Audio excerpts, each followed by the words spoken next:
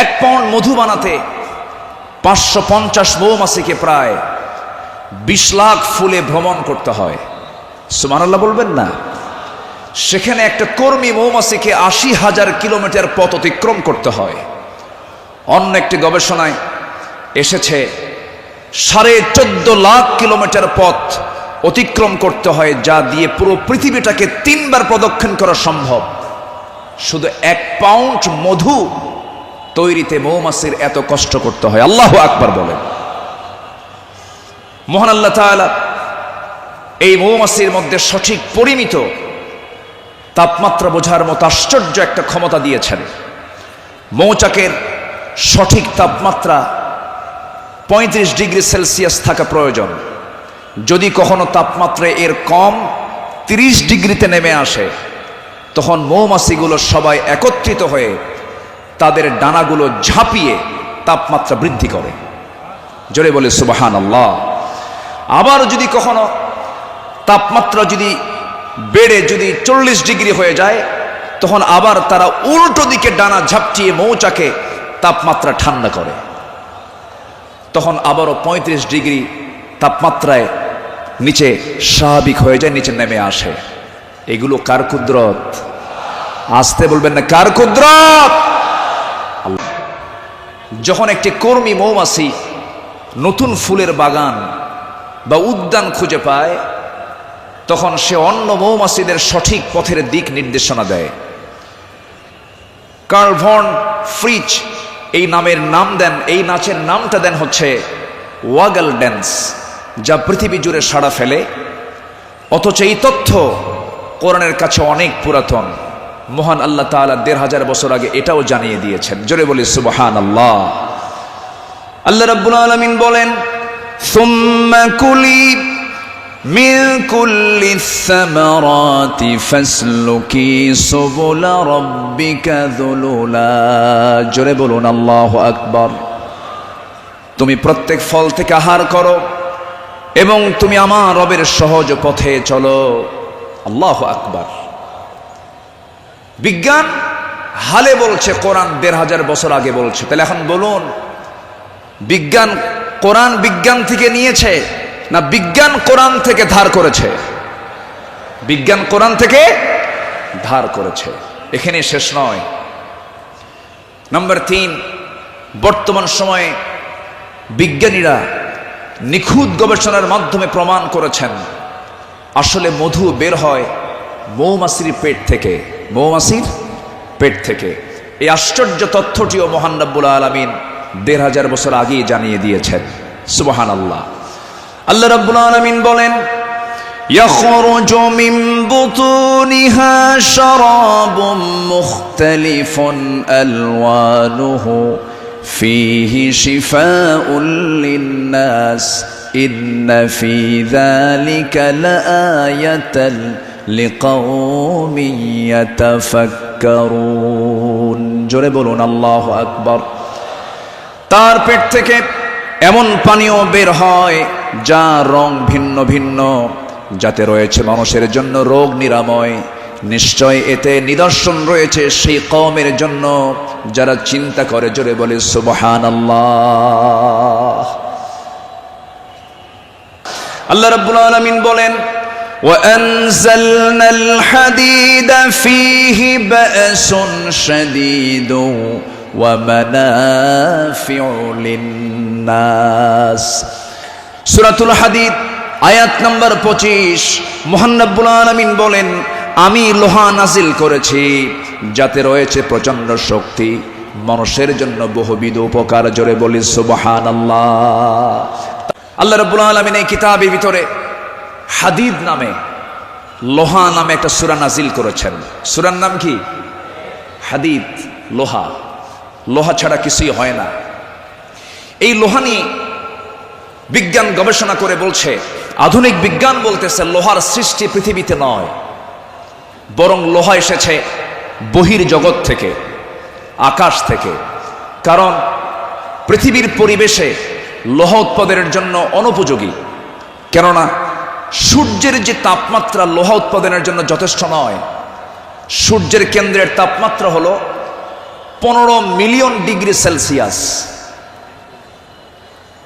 আর সূর্যের পৃষ্ঠে অর্থাৎ ফটোস্ফিয়ারের তাপমাত্রা হচ্ছে 5.5 থেকে 6,000 ডিগ্রি সেলসিয়াস। অথচ লৌহ উৎপাদনের জন্য আনুমানিক 5 বিলিয়ন ডিগ্রি সেলসিয়াস প্রয়োজন। বিজ্ঞানীদের ধারণা কোন সুপারনোভা বিস্ফোরণ থেকেই এই লোহার আগমন ঘটে থাকতে পারে।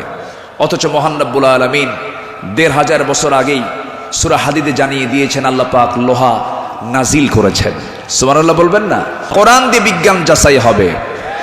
কোন আইন দিয়ে কোরআনকে ব্যর্থ করার চেষ্টা করলে সে ব্যর্থ হবে। কোরআন দিয়ে পৃথিবীর সকল আইনকে ব্যর্থ করতে হবে। যারা বলেন কোরআন আর রাজনীতি ভিন্ন বিষয়, তাদের নতুন করে ঈমান আনতে হবে।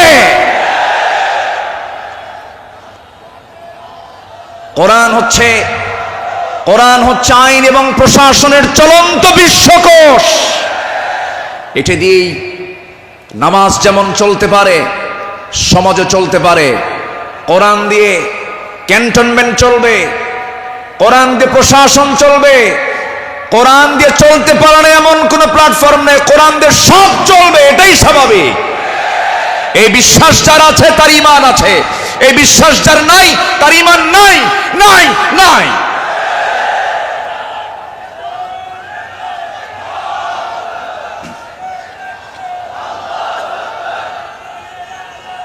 সম্মানিত ভাইয়েরা, সম্মানিত বন্ধুগণ, তাহলে সব সমস্যার সমাধান কি কোরআন করতে পারে? আসতে বলবেন না, পারে। এখন বাংলাদেশের সবচাইতে বড় সমস্যা কি জানেন? গদি সমস্যা। কি সমস্যা বলেন? গদি সমস্যার সমাধান তো মনে হয় কোরআনে নাই। একটা আয়াত আছে, আয়াতুল কুরসি। আয়াতুল কুরসি। কুরসিউন মানে কি? গদি। কুরসিউন মানে কি? গদি। গদিটা মূলত কার? আসতে বলবেন না, গদিটা মূলত কার? আল্লাহ। ক্ষমতা কারোই না, ক্ষমতা একমাত্র কার? আল্লাহ। কোরআন সম্পর্কে সংক্ষিপ্ত একটা ধারণা, আল্লাহর সিস্টেম মতোই, আল্লাহ এই পদ্ধতিতেই তিনি আলোচনা করেছেন। কোরআনে তার কথাগুলো এইভাবে আসছে। আসুন আমরা এখন মূল ওই আয়াতটার দিকে আমরা চলে যাচ্ছি। সম্মানিত বন্ধুগণ, আমার নবীর আদর্শে গড়া সাহাবীদের বিপ্লবী জীবন, মুমিনের অনুসরণীয় পথ। আমাদের পথ তো সেই পথ যে পথে আমার রাসূল চলেছেন, যে পথে সাহাবীরা চলেছেন। এই পথ ছাড়া আমাদের দ্বিতীয় কোনো পথ আছে? আসতে বলবেন না, আছে। সেই সাহাবীদের সম্মানটা কত! আল্লাহ রাব্বুল আলামিন বলেন, والسابقون الأولون من المهاجرين والأنصار والذين اتبعوهم بإحسان رضي الله عنهم ورضوا عنه وأعد لهم جنات تجري تحتها الأنهار خالدين فيها أبدا ذلك الفوز العظيم জোরে বলুন আল্লাহু আকবার। মুহাজির এবং আনসারদের মধ্যে যারা ঈমানে প্রথমে যারা অগ্রগামী হয়েছে এবং যারা নিষ্ঠার সাথে তাদের অনুসরণ করেছে, আল্লাহ তাদের সকলের প্রতি সন্তুষ্ট হয়েছেন, তারাও তার প্রতি সন্তুষ্ট হয়েছেন। আল্লাহ তাদের জন্য এমন জান্নাত রেখে দিয়েছেন যার নিচ দিয়ে নহর প্রবাহিত। আল্লাহ তাআলা সেই জায়গায় তাদেরকে চিরকাল রাখবেন, আর এটার চাইতে মহা সাফল্যের অন্য কিছু হতে পারে না। জোরে বলি সুবহানাল্লাহ। আমার ভাইয়েরা, যাদের প্রতি আল্লাহ রাজি হন তারাই তো আমাদের অনুসরণীয় হওয়ার কথা। যারা আল্লাহর রহমত প্রাপ্ত বান্দা, যাদের দুনিয়াতে জান্নাতের সংবাদ দিয়েছেন, এমন 10 জন সাহাবী ছিলেন যাদেরকে আল্লাহ রাব্বুল আলামিন দুনিয়াতে জান্নাতের সংবাদ তাদের কানে শুনিয়ে দিয়েছেন। জোরে বলি সুবহানাল্লাহ। একজন সাহাবীকে যদি কেউ ফলো করতে পারে তার জন্য জান্নাত ইজি হয়ে যাবে। আস-সাহাবাতু কান-নুজুম, সাহাবীরা হচ্ছে আকাশের নক্ষত্রের সমান। আল্লাহু আকবার বলেন। বদর যুদ্ধের দিন আমার নবীজি রোজা ভাঙ্গার নির্দেশ দিয়ে বললেন, সাহাবীরা কে আছো, আমার ডাকে সাড়া দিয়ে বদর প্রান্তরে পৌঁছবে। তোমরা কি জানো আজকের এই দিন হচ্ছে সেই দিন যেদিন সন্তান পিতার বিরুদ্ধে যুদ্ধে নামবে। আজকের দিন তো সেই দিন যেদিন পিতা তার সন্তানের বিরুদ্ধে যুদ্ধে নামবে। আজকে গোত্র গোত্রের যুদ্ধ, আত্মীয় আত্মীয়র যুদ্ধ, জামাই শ্বশুরের সামনে মুখোমুখি হয়ে যাবে। তোমরা কি পারবে আজকের এই যুদ্ধের ময়দানে আমার আনুগত্যের মধ্য দিয়ে বাতিলদের মোকাবেলা করতে? সাহাবীরা সামনে দাঁড়িয়ে বললেন, ইয়া রাসূলুল্লাহি, আমরা রোজাও রাখবো, বাতিলদের বিরুদ্ধে মোকাবেলার সামনে দাঁড়িয়ে যাব। আমার রাসূল বললেন, আজকের দিনে রোজা রাখার প্রয়োজন নেই। ফাইদ্দাতুম মিন আইয়ামিন উখার, চলো আমরা জিহাদের প্রস্তুতি নিয়ে ফেলি। আমার নবীজি যুদ্ধের ময়দানে হাজির হয়ে গেলেন। আমার নবীজি যুদ্ধের ময়দানে যখন দাঁড়ালেন, 313 জন সাহাবী নিয়ে বদর নামক প্রান্তরে, রমজান মাস, আমার নবীজির সামনে যখন দাঁড়ালেন, যুদ্ধ শুরু হয়ে গেছে। ওই যুদ্ধের ময়দানে 313 জন সাহাবীর ভিতরে 2 জন সাহাবী ছিলেন, তাদের বয়স একদম কম ছিল, মুআজ এবং মুআজ। এই 2 জন ছোট্ট সাহাবী, 11 এবং 13 বছর বয়স। এই 2 জন সাহাবী নবীর কাছ থেকে পারমিশন নিয়ে নিলেন, যুদ্ধের ময়দানে গিয়া প্রথম কাতারে দাঁড়ায় গেছে। এক সাহাবীকে ডাক দিয়ে বলছে, ও আমার চাচা আবু জেহেল কোথায়? আবু জেহেল দিয়ে কি করবা? সঙ্গী সঙ্গী ছোট্ট 2 জন দারাজ গলায় দারাজ কণ্ঠে বলে ফেলতেছে, আমরা শুনেছি আবু জেহেল নাকি রাসূলকে খুব কষ্ট দিত, খুব জুলুম করত। আজকে আমরা কারো বিরুদ্ধে যুদ্ধ করতে আসি নাই, আবু জেহেলকে আজকে দুনিয়া থেকে বিদায় করার জন্য আজকে আমরা যুদ্ধে হাজির হয়েছি। ছোট্ট বাচ্চা মানুষ, ছোট কিন্তু ইমান খুব বড়, মজবুত ইমান। এই ছোট্ট বাচ্চার কথা শুনে ওই সাহাবী আশ্চর্য হয়ে গেলেন। সাহাবী আশ্চর্য হয়ে বলতেছে, তোমরা কি তাকে সত্যি হত্যা করবে নাকি? হত্যা করব। ওই যে দেখা যায় ঘোড়ার পিঠে বসে আছে, 2 দিকে পা ছেড়ে দেওয়া। শুধু বলতে দেরি হয়েছে, যেতে দেরি হয় নাই। সিংহের মতো গর্জন দিয়া বাস পাখির মতো উড়ন্ত হয়ে দৌড় মারা শুরু করে দিয়েছে। আবু জেহেলের 2 পাশে 2 জন দাঁড়ায় গেছে।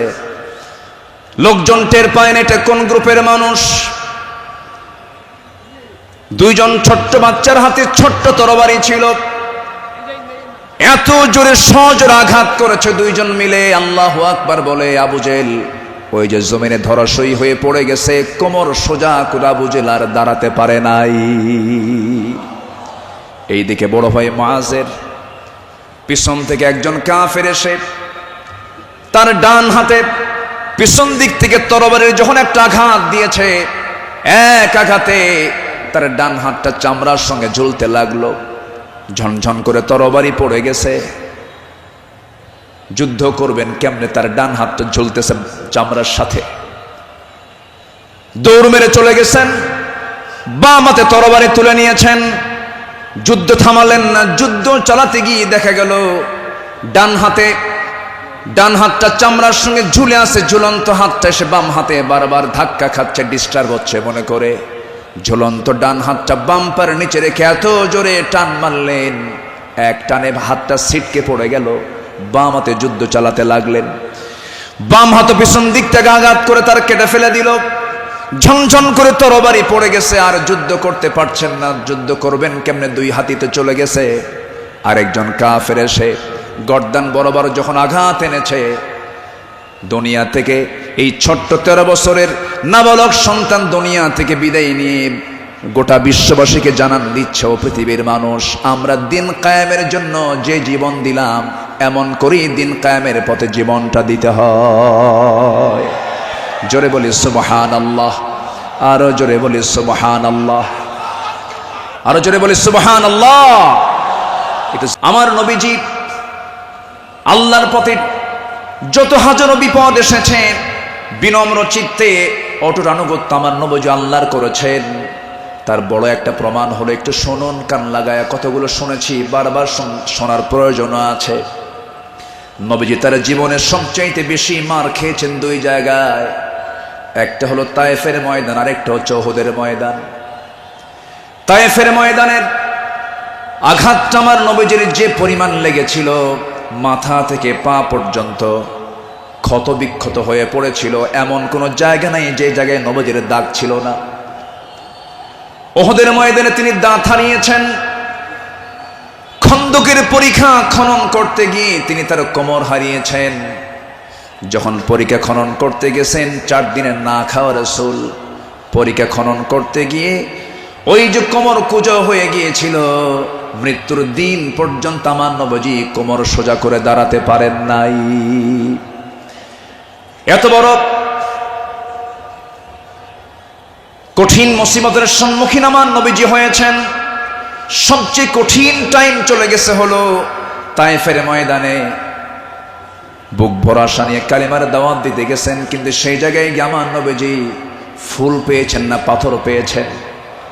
ফুল পেয়েছেন না পাথর পেয়েছেন? পাথর পেয়েছেন।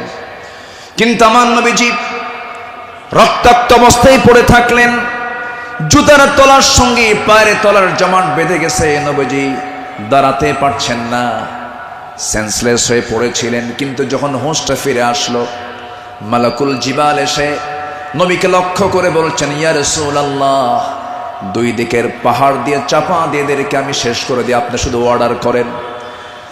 জবাবে আমার রাসূল বললেন, লা বাল আরজু আন ইউখরিজাল্লাহ মিন আসলাবিহিম মান ইয়াবুদুল্লাহ ওয়াহদাহু লা ইউশরিকা বিহি শাইআন। সহিহ মুসলিমের হাদিস এসেছে, রাসূল বললেন, না না ও ফেরেশতা, এদেরকে চাপা দিয়ে মেরো না। আমি আশা করি এদের ঔরস থেকে যে সন্তান জন্ম নেবে তারা আল্লাহর ইবাদত করবে। জোরে বলি সুবহানাল্লাহ। রাসূল তাদেরকে মাফ করে দিয়েছেন। আমার বন্ধুগণ, আমার নবীজি আনুগত্য কাকে বলে আল্লাহ রাসূল তা শিখিয়ে দিয়েছেন, সাহাবাদের জীবনে তা শিখিয়ে দিয়েছেন। সাহাবে কেরাম রাসূলকে জীবন দিয়ে ভালোবেসেছেন। মিকদাদ রাদিয়াল্লাহু তাআলা আনহু রাসূলকে সামনে দাঁড় করিয়ে বলছেন, ইয়া রাসূলুল্লাহি ওয়াল্লাহি ইয়া রাসূলুল্লাহ লা নাকুলু কামা ক্বালাত বানু ইসরাঈল লিমূসা ফাযহাব আনতা ওয়া রাব্বুকা ফাকাতিলা ইন্না হাহুনা কাঈদুন ওয়ালাকিন্নানা নুকাতিলু আন ইয়ামিনিক ওয়া আন ইয়াসারিক ওয়া মিন বাইনি ইয়াদাইক ওয়া মিন খালফিক। জোরে বলি আল্লাহু আকবার। হে রাসূল, আমাদের কেমন পাবেন না, যেমন করে মুসার উম্মত মুসাকে বলেছেন, এমন করে আমরা তা বলবো না, আপনাকে বলবো, আমরা আপনার ডান থেকে বাম থেকে সামনে থেকে পিছন থেকে যখন ডাক দিবেন বাতিল শক্তির মোকাবেলায় ঝাঁপ দিয়ে পড়ব। জোরে বলি আল্লাহু আকবার। আমার নবীর চেহারায় আনন্দের ঝলকানি প্রকাশ পেল। সাহাবীরা আমার নবীর চতুর্পার্শ্বে সবসময় ছায়া দিয়ে রেখেছেন। জীবনের চাইতে তারা রাসূলকে বেশি ভালোবেসেছেন। আনুগত্য কাকে বলে? এই পৃথিবীতে প্রধান কাতারে যারা ছিলেন তারা হচ্ছেন সাহাবে কেরাম। সাদ ইবনে মুআজ রাদিয়াল্লাহু তাআলা আনহু বদর যুদ্ধের দিন মৃত্যুর ভয় না করে নবীর আনুগত্যে দাঁড়িয়ে দীপ্ত কণ্ঠে বলেছিলেন, ফাওয়াল্লাযী বাআসাকা বিল হক লাউ ইসতা'রাদতু বিনা হাযাল বাহরা ফাকুদতাহু লাখুদনাহু মা'আক। সেই সত্যের কসম যিনি আপনাকে সত্য সহ প্রেরণ করেছেন, যদি আপনি আমাদেরকে আজকে সমুদ্রের দিকে অগ্রসর হতে বলেন তাতেও প্রবেশ করেন, আমরা সাথে সাথে আপনার অনুসরণ করে আমরাও সমুদ্র বক্ষে ঝাঁপ দেব, কোনো পরোয়া করব না। জোরে বলি আল্লাহু আকবার।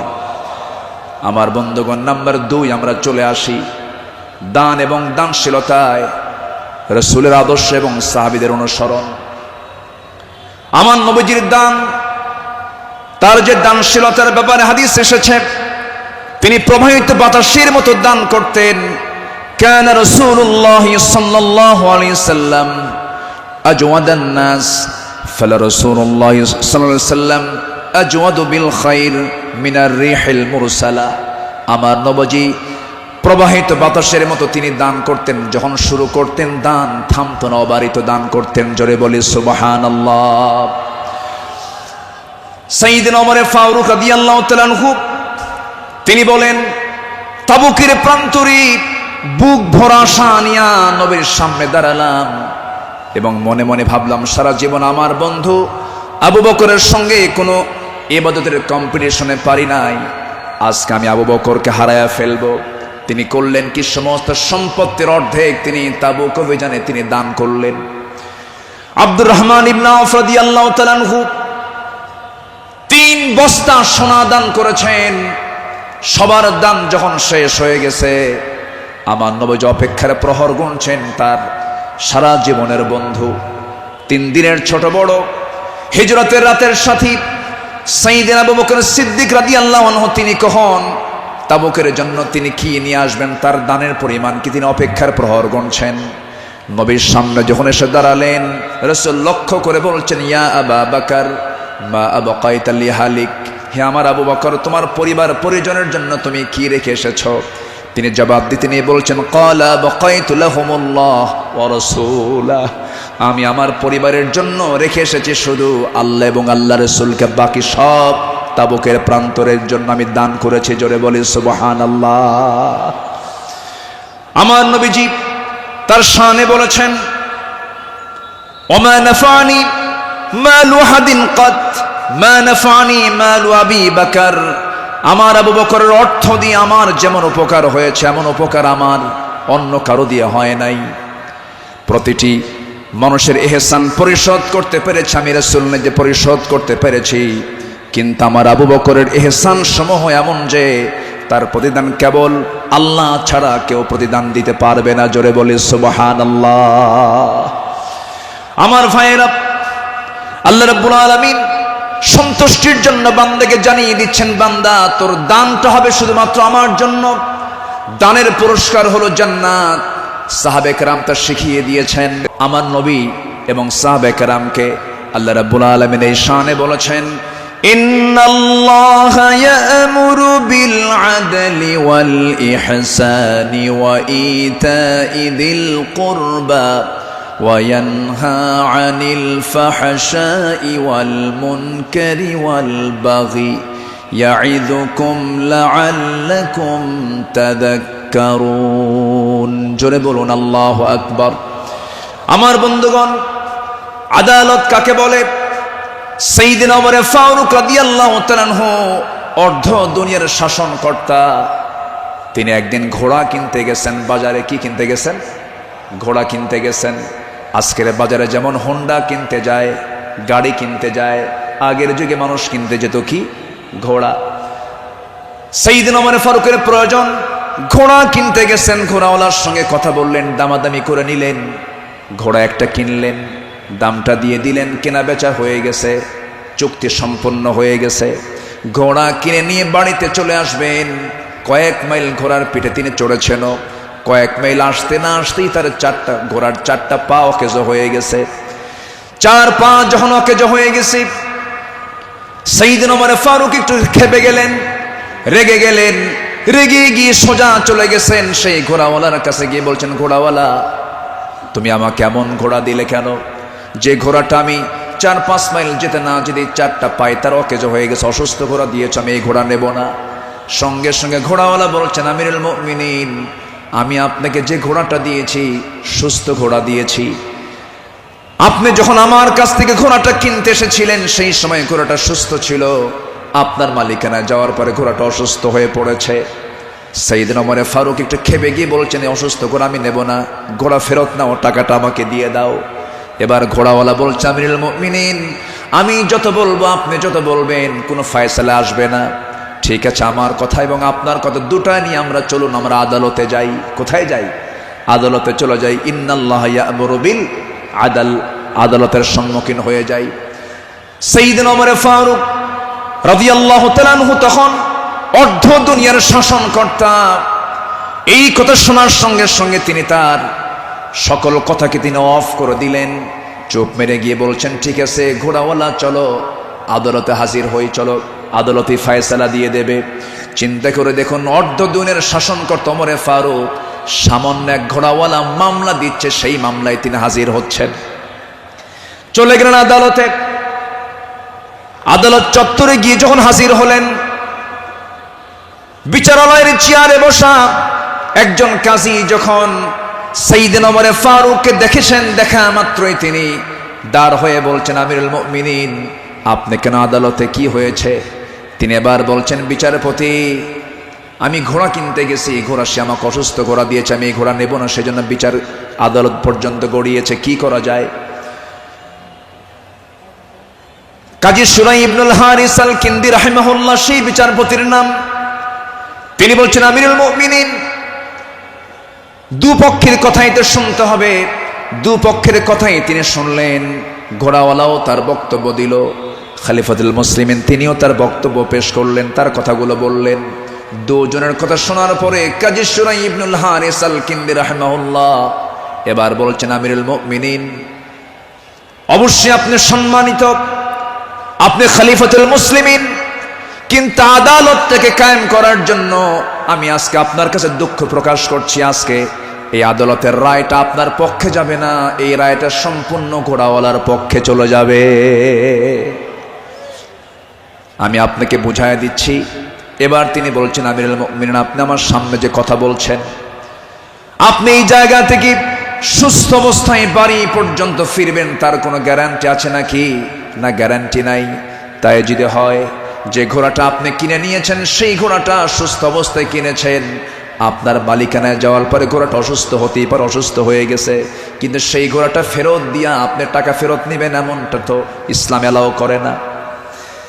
সাইয়েদনা ওমর ফারুক রাদিয়াল্লাহু তাআলা আনহু একটা কথা বললেন না। আদালত চত্বর থেকে তিনি বের হয়ে গেলেন।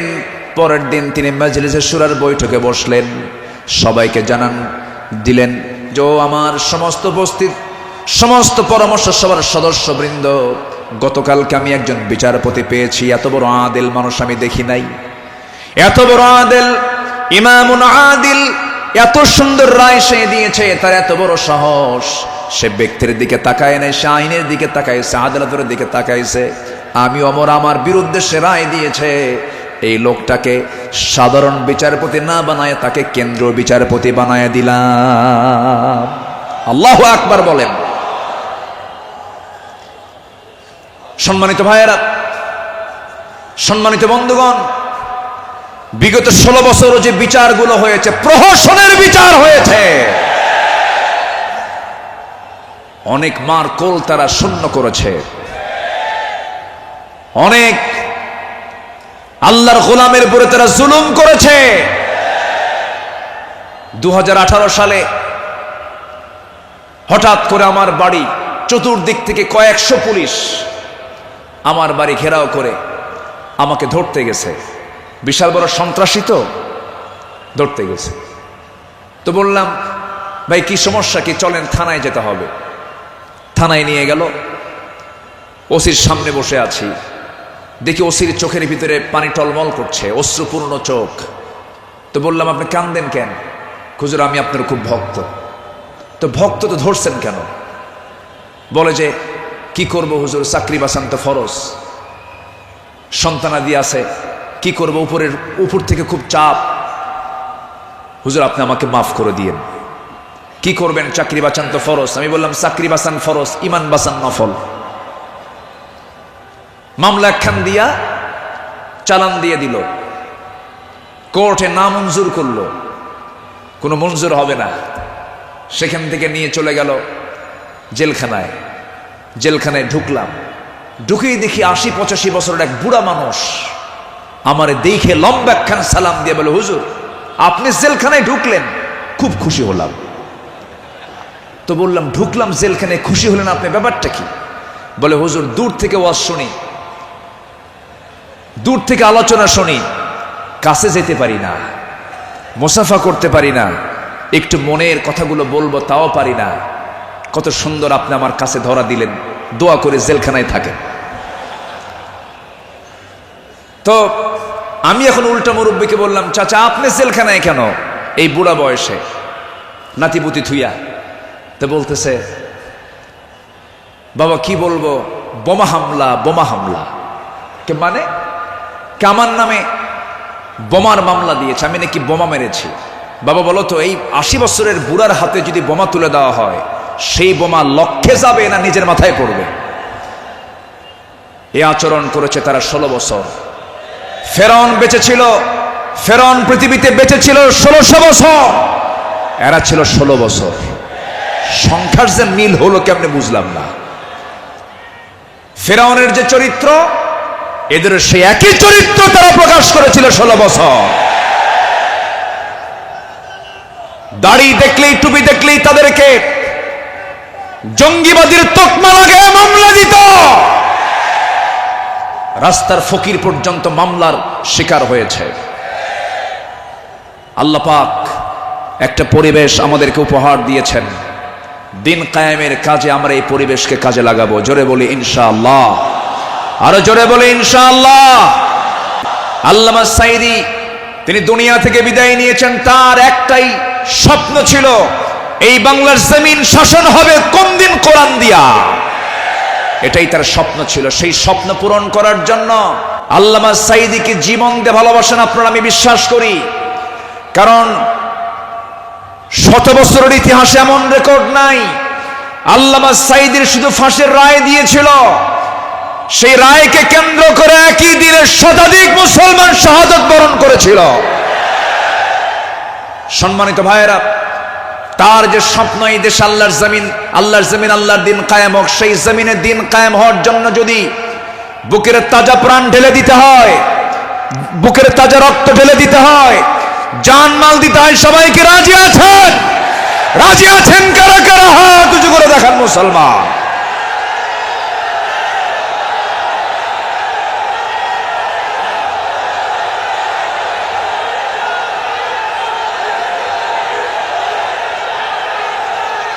ঈদের দিন আমার নবীজি দেখেন জীর্ণ শীর্ণ পোশাকের ছোট্ট একটা বাচ্চা কাঁদতেছে আর হাঁটতেছে। আমার নবীজি জড়িয়ে ধরলেন, কোলের মধ্যে তুলে বলছেন, কাঁদো কেন সন্তান, কি হয়েছে বলো? বাপ নাই, মা নাই, দুইজনে দুনিয়া থেকে বিদায় নিয়েছেন। আমার নবীজি ধুলাই মলিন সন্তানটাকে, শিশুটাকে কোলের মধ্যে তুলে নিয়ে সোজা ঘরের মধ্যে ঢুকলেন। ঢুকে বলছেন, আয়েশা, বাচ্চা নিয়ে আসছি, সন্তান নিয়ে আসছি। ও কলিজার টুকরা সন্তান, এই যে মহিলাকে দেখতে পেতেছ, আজকে থেকে এটাই তোমার মা, আর আমি তোমার সামনে দাঁড়িয়ে আছি, আমি হলাম তোমার বাবা।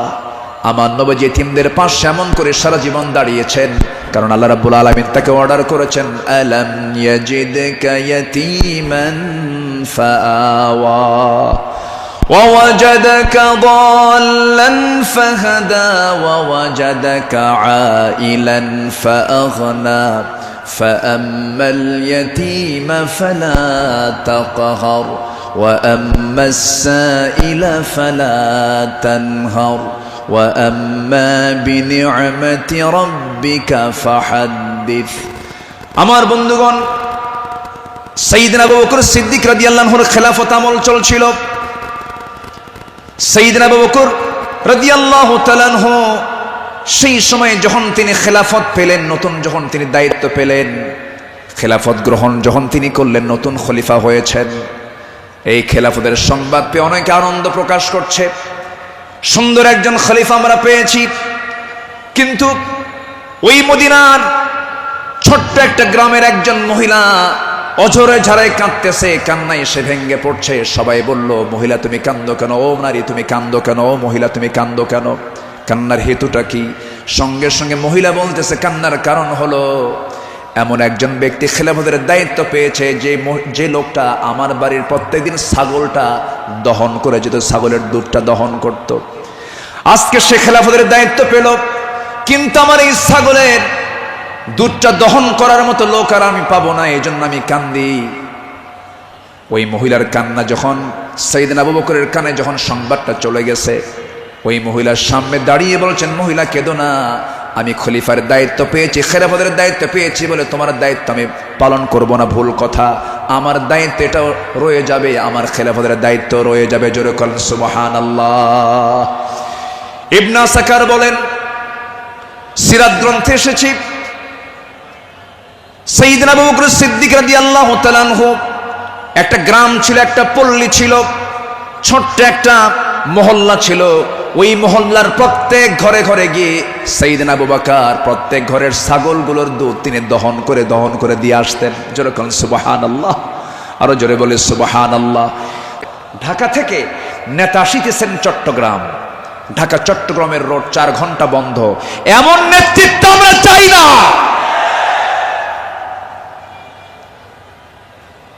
আমরা শাসক দেখতে চাই, জনগণের শাসক, ঠিক কিনা?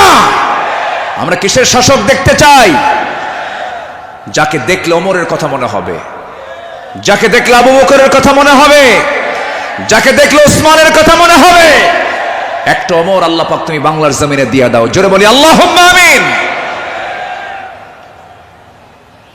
সাইয়েদনা আবু বকর সিদ্দিক রাদিয়াল্লাহু তাআলা আনহু, খেলাফত মানে কি? একটা দেশের তিনি রাষ্ট্রপ্রধান। রাতের বেলা তিনি চলে গেছেন হলো প্রতিবেশীর ঘরে। কোন প্রতিবেশী? যে প্রতিবেশীর স্বামী নাই, ছেলে নাই, মেয়ে নাই।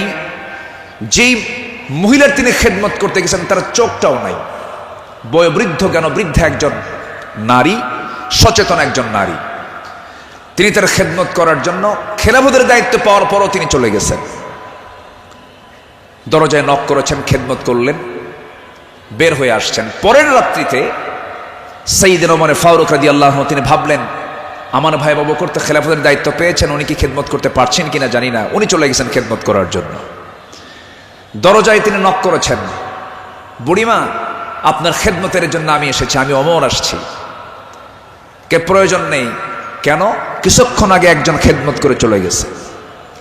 উনি ভাবলেন যে খেদমতটা কে করতে পারে। পরপর তিনি 3 রাত ওই বুড়ি মহিলার ঘরের পাশে গিয়ে আড়ালে তিনি দাঁড়ালেন, খুঁজে পাচ্ছেন না, কখন ঢোকে তাও টের পাওয়া যায় না। তৃতীয় রাত্রিতে তিনি বুঝতে পারলেন একটা মানুষ খালি পায়ে ভিতরে ঢুকলো, কিন্তু অন্ধকার তো দেখতে পান নাই। ভিতরে ঢুকে খেদমত করে বের হতে নিলেই পিছন দিক থেকে ওমর ফারুক তার হাত চেপে ধরেছেন। চেপে ধরেই দেখেন কেউ না, খলিফা আবু বকর সিদ্দিক রাদিয়াল্লাহু তাআলা। তিনি বললেন, আমিরুল মুমিনিন, একটা রাষ্ট্র পরিচালনা করতে নিয়ে কত পরিশ্রম করতে হয়। রাতের বেলা বিশ্রামের প্রয়োজন হয়, দিনের বেলাও পরিশ্রম করেন, রাতের বেলা এমনটা করলে আপনি অসুস্থ হয়ে পড়বেন। অন্তত আমাদের কিছু খেদমতের জন্য আমাদের কিছু কাজ রেখে দেন। তিনি বলছেন, ভাই ওমর, হাসরের ময়দানে আমার আমলনামা তোমার পিঠে যাবে না, আমার কাজ আমাকে করতে দাও। মৃত্যুর দিন পর্যন্ত তিনি ওই মহিলার খেদমত করে তিনি দুনিয়া থেকে বিদায় নিয়েছেন। দ্বিতীয় খলিফা ওমর ফারুক রাদিয়াল্লাহু তাআলা যখন খেলাফতের দায়িত্ব পেলেন, ওই মহিলা জানেন না প্রথম খলিফা ইন্তেকাল করেছেন। খেলাফতের দায়িত্ব যেদিন পেয়েছেন সেই দিনই রাত্রেবেলায় ওমর ফারুক তিনি চলে গেছেন মহিলার ঘরে। দরজায় নক করে ভিতরে ঢুকেছেন। মহিলা জানেন না খাদেম চেঞ্জ হয়েছে। ভিতরে তিনি সব কাজগুলো করলেন, রান্না বান্না করে দিলেন, কাপড় চোপড় ধুয়ে দিলেন, খাবার দাবার ধুয়ে দিয়ে পরিষ্কার করে তিনি বের হয়ে আসলেন। মহিলা অন্ধ মানুষ, বসেছেন খাবার খেতে, সামনে খেজুর নিয়ে যখন বসেছেন, খেজুর একটা মুখে নেওয়া মাত্রই দাঁতের নিচে যখন খেজুরের বিচি যখন পড়ে গেছে, সঙ্গে সঙ্গে মহিলা বলতেছেন ইন্না লিল্লাহ। তিনি চোখের পানি ফেলে দিয়া কেঁদে কেঁদে বলতেছেন, বুঝতে পেরেছি আমার আসল খাদেম আবু বকর আর দুনিয়াতে নাই। আমার আবু বকর যখন আমার খেদমত করতে আসতো, যখন সে খেজুরগুলো আমাকে ধুয়ে দিত, শুধু খেজুর শুধু ধুয়েই দিত না, খেজুরগুলো ধুয়ে ভিতরের যে বিচিগুলো আছে বিচিগুলো সরায় আমার সামনে রেখে দিত, যেন আমার খেতে কোনো কষ্ট না হয়। জোরে বলে সুবহানাল্লাহ, আরো জোরে বলে সুবহানাল্লাহ। শাসক ছিলেন, শাসকের কাতারে থেকেও তারা নিরহংকারী হয়ে জনগণের সেবা করেছেন। আল্লাহু আকবার বলেন। সাইয়েদনা ওমর ফারুক রাদিয়াল্লাহু তাআলা আনহু তিনি যেদিন শাসনভার তার কাছে আসে, তার কাঁধে যখন আসে, সেই দিন থেকে নিয়ে শুরু করে মৃত্যুর দিন পর্যন্ত কোন রাত তার পিঠটা তার বিছানার সঙ্গে লাগাতে দেননি। দিন দিন শুকায় যাচ্ছিলেন। বলা হলো, আপনি শুকায় যাচ্ছেন কেন? তিনি বললেন কেঁদে কেঁদে, তোমরা আমাকে এমন দায়িত্ব দিয়েছো যে দায়িত্ব আমাকে স্বাস্থ্যহীন বানিয়ে দিয়েছে। পরকালীন জবাবদিহিতার অনুভূতি ছাড়া একটা শাসক কখনো ভালো হতে পারে না। আসতে বলবেন না, জোরে বলুন ঠিক কিনা। অতএব সেই গদির সমস্যার সমাধানের জন্য আমরা চাই যোগ্য, সৎ, আল্লাহওয়ালা, কোরআন প্রেমিক একজন শাসক আমরা চাই। আল্লাহ কবুল করুন, আল্লাহ কবুল করুন। এই কথাটা কেন বললাম? কারণ এখন যে সরকারটা আছে এটা কি স্থায়ী না অস্থায়ী? এই জন্য আলোচনার মধ্যে এই ফাঁকে এই কথাটা একটু বলে ফেললাম। আল্লাহ রাব্বুল আলামিন বলেন, ওয়ালা তাকুলু আমওয়ালাকুম বাইনাকুম বিল বাতিলি ওয়া তুদলু বিহা ইলাল হুক্কামি লিতাকুলু ফারীকাম মিন আমওয়ালিন নাসি বিল ইসমি ওয়া আনতুম তা'লামুন। জোরে বলুন আল্লাহু আকবার। তোমরা নিজেদের মধ্যে পরস্পরের সম্পদ অন্যায়ভাবে গ্রাস করো না, তা বিচারকদের নিকট উপস্থাপন করো না, যাতে অন্যের সম্পদের কিছু অংশ পাপের মাধ্যমে গ্রাস করতে পারো, যদিও তোমরা জানো কার কথা। আসতে বলবেন না, কার কথা। আরেক জায়গায় বলছেন, লা তাকুলু, তোমরা খেতে যেও না।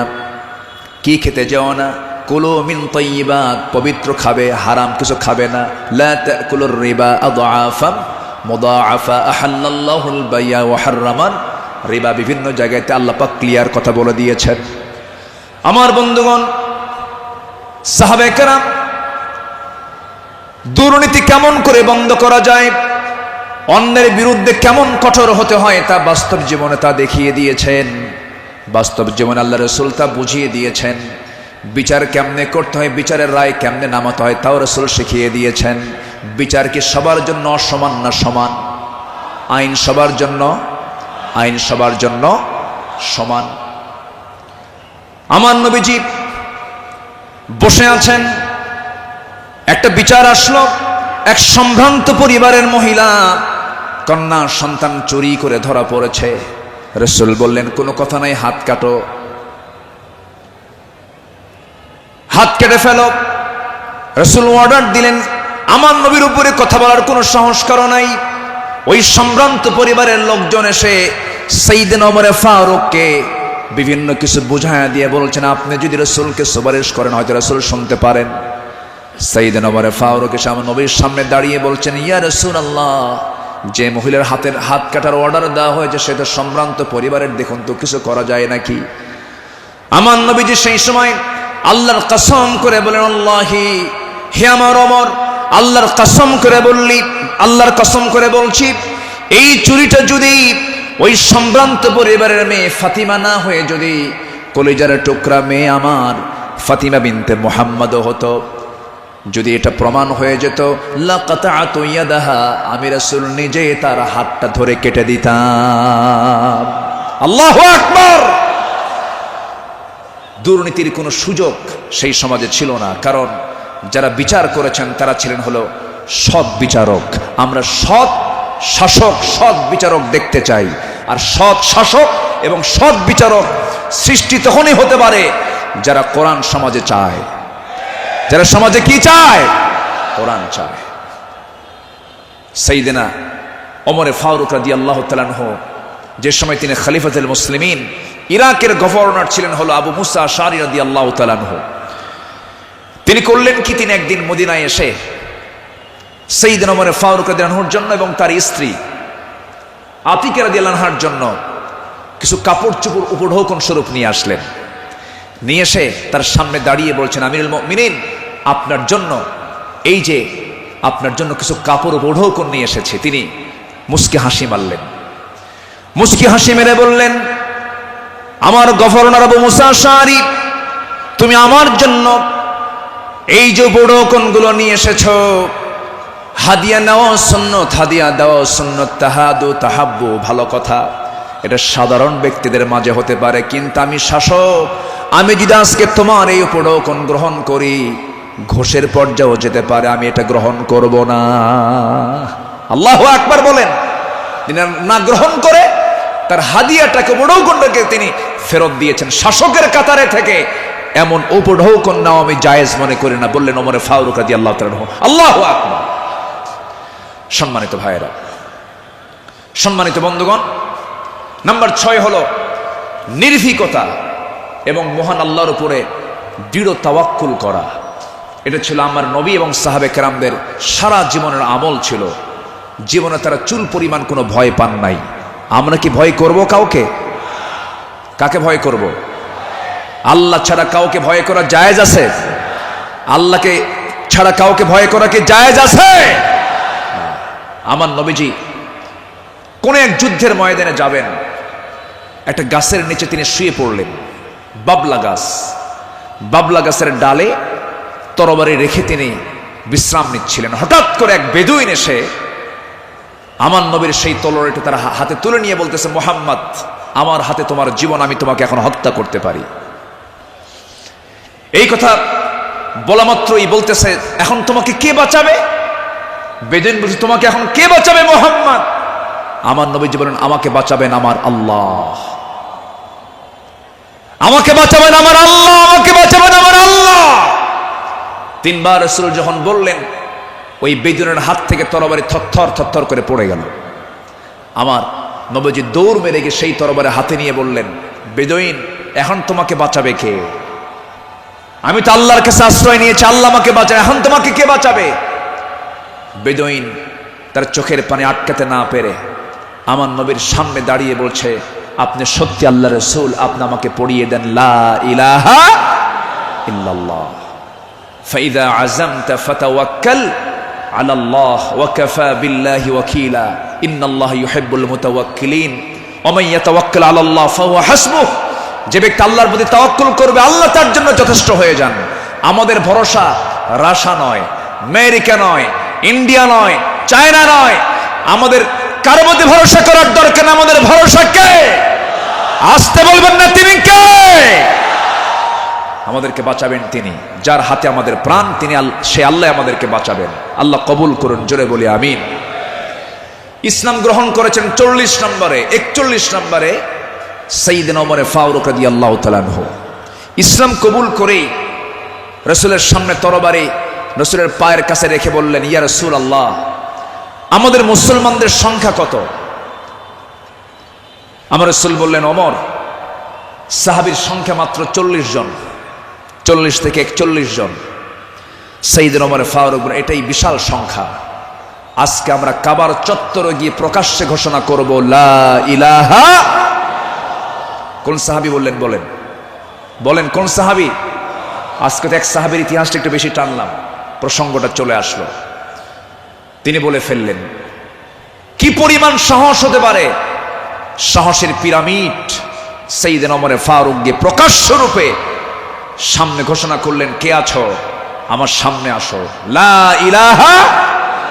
তরবারি হাতে দৃপ্ত পদক্ষেপে আল্লাহু আকবার ধ্বনিতে মুখরিত করে আকাশ বাতাস সামনের দিকে যেতে লাগলেন। আবু জেহেলরা হতভম্ব হলো।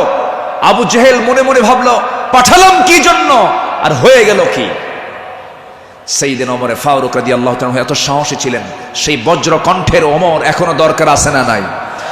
সেই বজ্র কণ্ঠের ওমর এখনো দরকার আছে না নাই? নতুন বাংলাদেশ তৈরি করার জন্য ওমর প্রয়োজন, আবু বকর প্রয়োজন।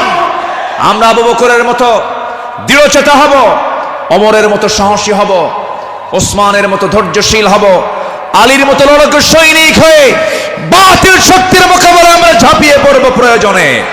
রাজি আছেন কারা কারা? হাত উঁচু করে দেখান মুসলমান।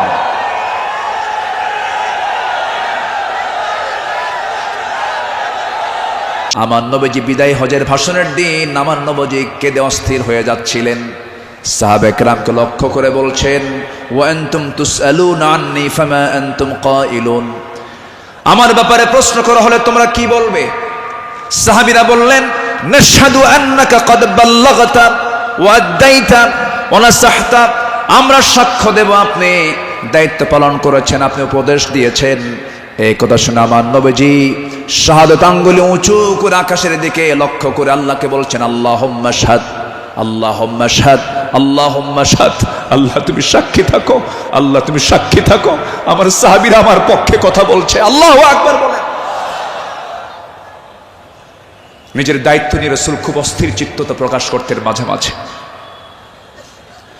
আমার বন্ধুগণ, আমার নবীজি মাঝে মাঝে এত পরিমাণ কাঁদতেন, কান্নার পরিমাণ এত হতো, আমার নবীজি যখন সেজদায় পড়ে যেতেন না, সেই শরীফের হাদিসে এসেছে পানি গরম হলে পরে টকবক যেমন আওয়াজ হয়, ফুটন্ত পানি যেমন টকবক টকবক আওয়াজ করে, আমার নবীজি সেজদার সময় এত পরিমাণ কাঁদতেন। আমার নবীজির সেজদার সময় যে মুখ থেকে কান্নার আওয়াজটা বের হতো টকবক করা পানির মতো, এত কাঁদতেন তিনি। কেন কাঁদতেন, কি জন্য কাঁদতেন? তিনি শুধু চেয়েছেন, ও আল্লাহ, আমার উম্মতকে তুমি জাহান্নাম দিবা না, আমার উম্মতকে তুমি জান্নাত দিবা। তিনি তার নিজের জন্য বেশি কেঁদেছেন না, উম্মতের জন্য বেশি কেঁদেছেন, উম্মতের জন্য বেশি কেঁদেছেন। আমার বন্ধুগণ, এই জন্য এই পৃথিবীতে সবচাইতে বেশি ভালোবাসবো এক নাম্বার কাকে বলেন? আসতে বলবেন না কাকে? নাম্বার 2 হচ্ছে মুহাম্মদ সাল্লাল্লাহু আলাইহি ওয়াসাল্লামকে আমরা ভালোবাসবো। তিনিও ভালোবেসেছেন। আমার ভাইয়েরা, আমার বন্ধুগণ, নাম্বার 8 হলো আদর্শ নেতৃত্বের অনুতুলনীয় আলোক ছটাই সাহাবায়ে কেরাম। সাহাবায়ে কেরামকে আল্লাহ রাব্বুল আলামিন অনেক সম্মান দান করেছেন। লাকাদ আরসালনা রুসুলানা বিল বায়িনাতি ওয়া আনজালনা মাআহুমুল কিতাবা ওয়াল মিজানা লিয়াকুমান নাসু বিল কিসত। জোরে বলুন আল্লাহু আকবার। আমার বন্ধুগণ, সময় যেহেতু কম, শেষের দিকে আস্তে আস্তে চলে যাচ্ছি। নাম্বার 9 হলো তাকওয়ার উজ্জ্বল দৃষ্টান্ত ছিলেন আমার নবী এবং সাহাবায়ে কেরাম। লাকিনিল্লাযীনা তাকাও রাব্বাহুম লাহুম জান্নাতুন তাজরি মিন তাহতিহাল আনহার আল-আনহারু খালিদিনা ফিহা নুজুলাম মিন ইনদিল্লাহ ওয়া মা ইনদাল্লাহি খায়রুল লিল আবরার। জোরে বলুন আল্লাহু আকবার।